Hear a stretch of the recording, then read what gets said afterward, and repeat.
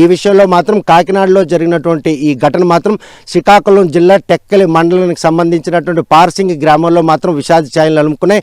చదువులు సరస్వతిగా ఆమెను చదివించేందుకు కూలి పనులు చేసుకున్న తల్లి ఈరోజు కూతురును కోల్పోయింది అన్నటువంటి మదనపాటు ఆమెను వెంటాడుతుంది. ఈ విషయంలో తనకు న్యాయం చేయాలని చెప్పి ముందుకొచ్చే పరిస్థితి లేదంటే ఆమెకి ఎవరైనా బెదిరిస్తున్నారా, లేకపోతే ఆమె వెనకబాటుతనమే ఆమెను ఈరోజు కూతురును పోగొట్టుకున్నాం, ఇంకెందుకు తమకి ఈ సమస్యలని చెప్పేసి వెనకం చేసే పరిస్థితులు ఉన్నాయి. ఇటువంటి పరిణామాలన్నీ కూడాను పునరావృతం కాకుండా ఉండాలంటే మాత్రం ఆదివాసీ బిడ్డలు ఇంకా ఉన్నత చదువులు చదివేందుకు అవకాశాలన్నీ కూడాను కళాశాల యాజమాన్యాలు కల్పించాలి.